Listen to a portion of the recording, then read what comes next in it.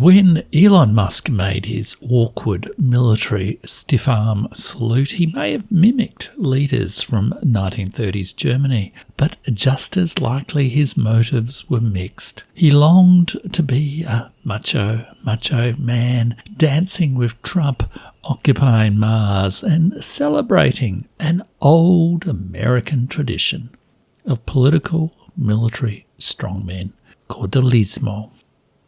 And there's a quote from José Martí from Our America, a famous essay from El Partido Liberal in Mexico City in 1891. Perhaps the article that Felipe Fernández Armesto honours in the title of his own book on the Hispanic history of America, Our America. And the quote is, and virile nations, self-made by the rifle and the law, love other virile nations, and only those. But Musk and Trump, you might object, are businessmen playing politics, not gunslingers running coups. What do you mean by caudillismo? American strongmen or caudillismo? Caudillismo refers to a system of rule by a caudillo, from the Latin capitellum, meaning head. A caudillo is a political boss who rises to power through military prowess and maintains control through patronage, populism, and personalistic rule. It is part of the political history of Latin America. But as we have learned from Felipe Fernández Armesto, Our America, a Hispanic History of the United States, 2015, the USA is a Latin American country. In 19th and 20th century Latin America, charismatic military leaders were common. They emerged after the Wars of Independence in Latin America from 1810. The power vacuum left by the fall of the Spanish Empire in the Americas was filled by the caudillos. They ordered the social chaos.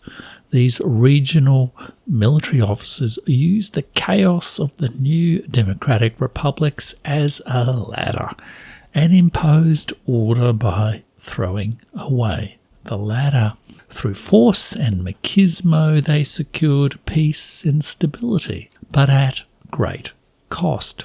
Examples include Juan Vicente Gomez, 1857 to 1935, in Venezuela, Plutarco Elias Calles, 1877 to 1945, in Mexico, Juan Perón, 1895 to 1974, in Argentina, and General Augusto Pinochet, 1915 to 2006 in Chile. On the left, Fidel Castro, 1926 to 2016, and Hugo Chavez, 1954 to 2013, have been identified as caudillos. It was a political, social, and cultural phenomenon that crossed ideological divides. Felipe Fernández Armesto identifies the two key characteristics of caudillismo as the replacement of political institutions by individual leaders installed or backed by force, and a politicised military. These two characteristics have often been identified with the tragic history of dictatorships, military juntas, and frequent military coups in Latin America. I would add a third characteristic, machismo. Machismo is the set of beliefs and behaviours that emphasise male dominance, strength and honour. It has shaped social and political dynamics in Latin America.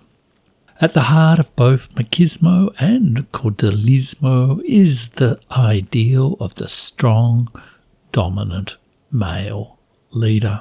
Caudillos often embody the traits associated with machismo: courage, decisiveness, and a willingness to use force to establish their authority and command loyalty.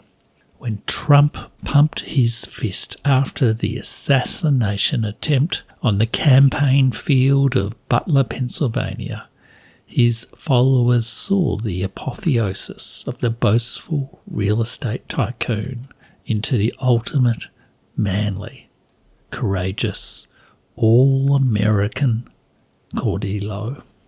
Caudillos in Latin America and the USA. North American scholars have portrayed these problems of banana republics as the vice of Latin American politics. Indeed, Samuel Huntington, author of The Clash of Civilizations, argued that this divide in political culture caused the greater success of North American democracy. Constitutional virtues of the Founding Fathers' Republic came from a different culture than what Americans found south of the border. Late in life, Huntington even argued that the Mexican migrants who carried this cultural virus of political violence should be excluded from America. This belief in the superior virtue of North America's civilization justified the hegemonic domination by the USA of the lesser caudillos of its hemisphere, initially declared to no effect in the Monroe Doctrine, 1823, but more fully realised in the Venezuelan crisis of 1895 that secured the real estate for the Panama Canal. But the USA has its strong men too. Our America points out how standard American histories overlook, sanitize, or sanctify some of the caudillos of American political history. Fernandez Amesto argued that the USA cannot be understood only as the inheritor of British Protestant political traditions. The United States is, in many ways, a Latin American country. His thesis rests on the idea that the cultural, historical, and geographical foundations of the US are deeply intertwined with the Hispanic world, and that this influence has been systematically overlooked or downplayed in mainstream historical accounts. Fortune favoured the USA more than the Latin American republics. It did not have the same history of Caudillismo, coups and political violence, but it could easily have done so, but for the accidents of history. Henry Clay, US Secretary of State in the decade of the Monroe Doctrine, commented that if our slaves had risen like those in Venezuela, who can doubt but that General Washington would have had recourse to a policy of retribution? Many scholars have argued that certain USA leaders exhibited caudillo-like traits, such as charismatic authority, militarism, and populism. Conspicuous North American caudillos identified by Fernandez Amesto are Aaron Burr, Joseph Smith, Brigham Young, Sam Houston, and Huey Long. Figures like Andrew Jackson and Teddy Roosevelt have been compared to caudillos for their strongman personas and use of populist rhetoric. The comparisons with Burr and Roosevelt are especially telling for making sense of Trump 2.0. Aaron Burr as caudillo or strongman.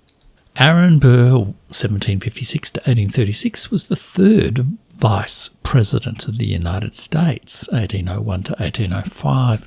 He was a charismatic, ambitious figure who relied on his personal magnetism to build a loyal following. He was known for his charm, eloquence, and ability to connect with people across social classes. This personal appeal allowed him to cultivate a network of supporters who were loyal to him as an individual rather than to a broader ideology or institution. His ambition, however, often put him at odds with established political structures, much like Caudillos, who sought power outside traditional frameworks. Do his charismatic gifts sound familiar to you? Burr's military experience during the American Revolutionary War contributed to his Caudillo-like persona. His reputation as a soldier launched his political career, but Burr's actions often blurred the lines between political and military power and between legal and charismatic authority. In the contested election of 1800, Burr initially refused to concede the presidency to Thomas Jefferson. Sounds familiar? Another repressed American political tradition. Burr took the machismo of the Caudillo 2 steps further. In 1804, he fought a duel with Alexander Hamilton, described by one historian as, quote, genius, as a genius, the only one of the founding fathers fully entitled to that accolade. The duel killed Hamilton and ruined Burr's national political career. After the duel, Burr channeled his dark soul of Caudillo towards Latin America. He became involved in an elaborate scheme, the Burr conspiracy, to establish an independent nation spanning the southwestern United States and Mexico. Some claimed he sought to install himself as the king of America Mexicana. And there's a link to my reference to America Mexicana and the current Mexican president's use of that term in defiance of Donald Trump in the Post. He was tried for treason in 1807 but acquitted. The macho Caudillo has been part of the North American political tradition from the days of the founding fathers. Teddy Roosevelt as Caudillo or Strongman. 1 century after Aaron Burr's conspiracy to rule Spanish America, Theodore Teddy Roosevelt, 1858 to 1919, became president. His presidency, 1901 to 1909, began after the assassination of William McKinley at a Pan-American exhibition celebrating US expansion. After the 1890s economic depression, McKinley had brought the country back to prosperity through tariffs and war, yielding in the Spanish-American War of 1898 the colonies of Puerto Rico, Cuba, and the Philippines. Roosevelt is an ambiguous figure. He was a progressive reformer, adventurer, and a conservationist. His wars on Native nations and Latino Americans were celebrated in the equestrian statue outside the Museum of Natural History in New York. It was taken down in 2020. And there's a picture of that statue in the Post. Most of all, he championed the strenuous life and defined a style of American leadership. In his 1899 speech, The Strenuous Life, he said, "I wish to preach not the doctrine of ignoble ease, but the doctrine of the strenuous life, the life of toil and effort, of labour and strife, to preach that highest form of success which comes not to the man who desires mere easy peace, but to the man who does not shrink from danger, from hardship, or from bitter toil, and who out of these wins the splendid ultimate triumph. He expressed similar sentiments in his 1910 speech, Citizenship in a Republic, delivered in Paris and popularly known today as the Man in the Arena. Lines from the speech are often quoted in leadership programs today to defend from criticism failing leaders who yet dare to fight in the arena. The original speech celebrated the martial spirit of the American Caudillo in the capital of civilized effete, Europe. Roosevelt celebrated the fighting man. Quoting from the speech, "The good man should be both a strong and a brave man. That is, he should be able to fight. He should be able to serve his country as a soldier if the need arises. War is a dreadful thing, and unjust war is a crime against humanity. But it is such a crime because it is unjust, not because it is a war."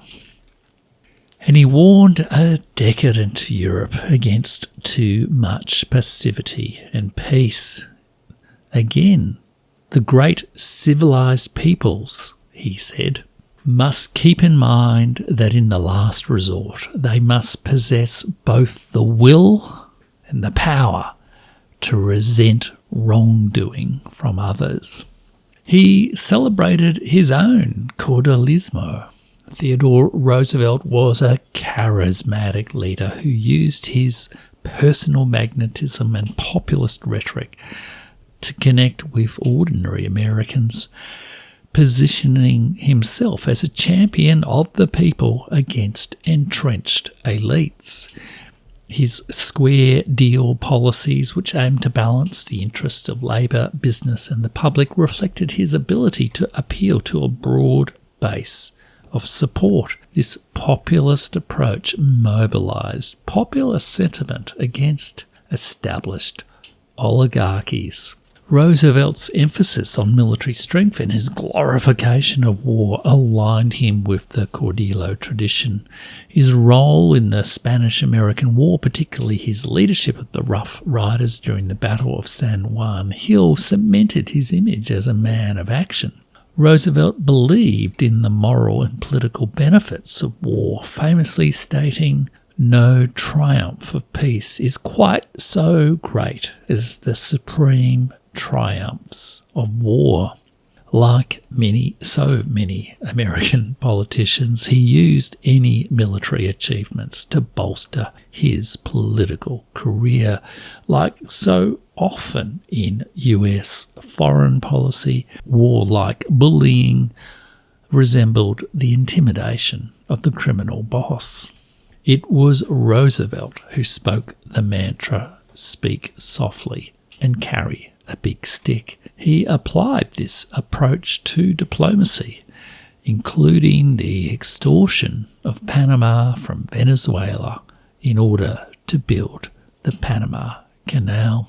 Roosevelt's presidency was deeply personalistic, and he cultivated a public image as a rugged individualist, a hunter, a soldier, and a reformer.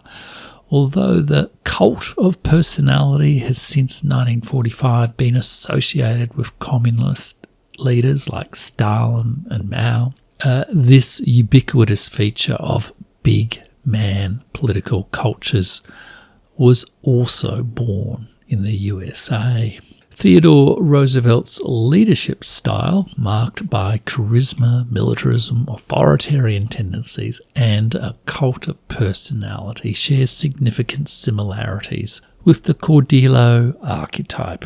His energy, after all, claimed Panama and built the Panama Canal. It should not then surprise us that the memory of this Caudillo was summoned in Donald Trump's inauguration speech. And quoting from the speech, "President McKinley made our country very rich through tariffs and through talent. He was a natural businessman. and gave Teddy Roosevelt the money for many of the great things he did, including the Panama Canal. The strong man in American political, business and media culture. Trump is less of an outsider of the American political tradition than is commonly presented. Indeed, on closer examination, tough guy images and militarised politics are ubiquitous in American politics. It crosses party divides. Trump claims the glory of Teddy Roosevelt's equestrian statue and makes himself an obvious caricature of the strongman. But what was Joe Biden doing during his strange, gloom-filled staging of his dark Brandon speeches? Why does an octogenarian career politician pose in aviator sunglasses like he was a Top Gun fighter pilot over battlefields he had never known? Like many Latin American countries, the USA suffers from both a politicised military and militarised politics. But in Washington, the Caudillo vice hides in the plain sight created by film and television culture. Teddy Roosevelt enjoyed his guns and hunting, but Eisenhower was a general. Bush the elder was the director of the CIA. In political rhetoric and the virtual reality of film and television, the president is presented as the commander-in-chief, directing Caudillo operations from the White House Situation Room.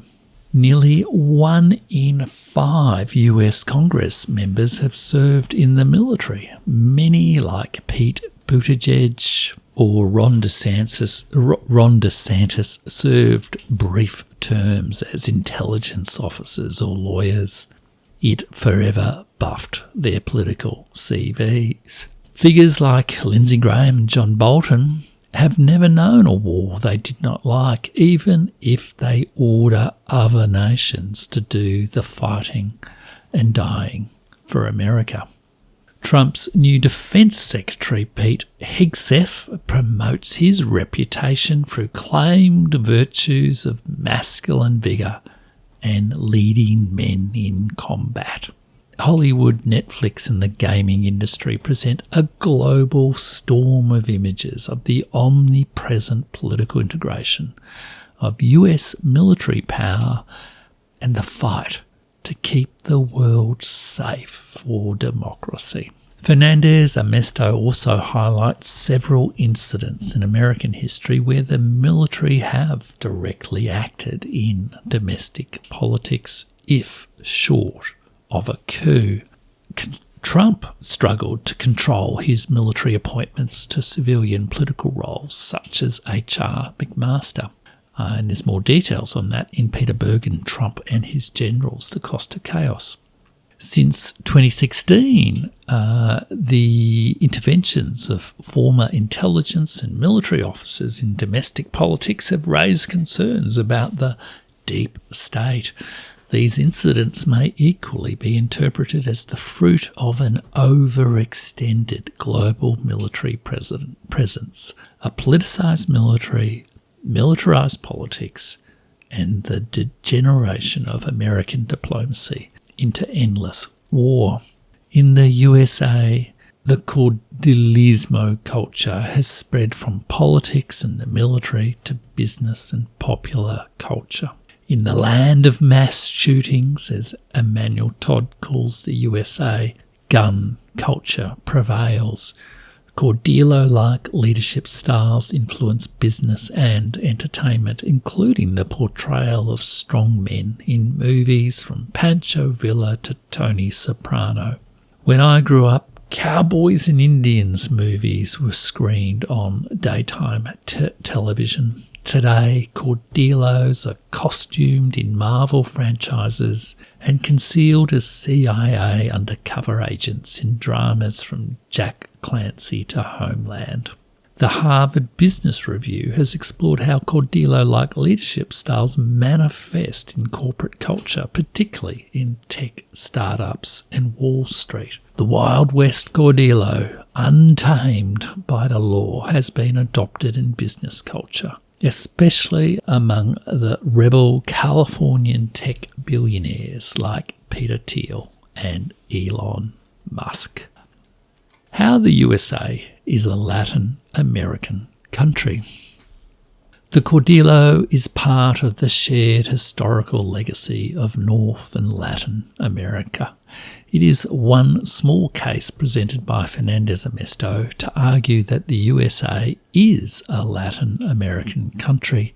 In making that case, he dismantles American exceptionalism and shows how the different paths of the USA and America Mexicana were determined by history, not the Protestant ethic, the pioneer spirit, nor manifest destiny. The US expansion westward in the 19th century was not merely the triumph of Anglo-American pioneer spirit, nor manifest destiny, as celebrated in Trump's inauguration speech. It was, Fernandez-Amesto argues, a continuation of the Hispanic frontier experience. Burr may not have made it as King of Mexico, but his successors annexed Texas, fought the Mexican-American War, and seized vast territories from Mexico. But the caudillos could not admit they had imitated the Spanish Empire. Anglo-American history denied its Hispanic past. Fernandez-Amesto's argument is not just about historical revisionism. It is a call to recognise the pluralistic origins of the United States. By acknowledging the Hispanic contributions to the nation's history and identity, he challenges the myth of the US as an exclusively Anglo-Protestant nation. Instead, he presents a vision of the US as a fundamentally mestizo society, a blend of cultures, traditions, and histories that reflect its place in both Americas. He also challenges the American dream of exceptionalism. Culture, destiny, the genius of its constitution, or the virility of its leaders do not explain American fortunes. Balance of exploitable resources at crucial times does. Fernandez-Amesto traces the origins of the term manifest destiny to the USA's 19th century war against Mexico, against America Mexicana. John O'Sullivan coined the term manifest destiny in the context of an attempt to justify the war against Mexico. It came with a well-known North American sneer at shithole countries that in the 19th century was bolstered by open racism. No assertion of American manifest destiny will ever be wholly free of this taint. Any such claim expresses a belief in the cultural supremacy of the USA over those lesser Americas. I read with concern in Trump's inauguration speech the revival of rhetoric of manifest destiny and caudillismo. This time, American hegemony was projected not just over its hemisphere. It did not just go global like American power after the unipolar moment. It merged with Elon Musk's space business and launched itself onto other planets. Quoting from Trump's inauguration address 2025, Above all, my message to Americans today is that it is time for us to once again act with courage, vigour, and the vitality of history's greatest civilization. And we will pursue our manifest destiny into the stars, launching American astronauts to plant the stars and stripes on the planet Mars. Elon Musk's stiff arm salute should concern Americans and the world, but not because it signals an insurgency of 1930s-style German totalitarianism in 21st century American democracy, as too many authors claim. Rather, it was a clumsy gesture of resurgent machismo and caudillismo in American political culture. Trump and his oligarchs, Musk and his tech bros, saluted to a homegrown American political tradition.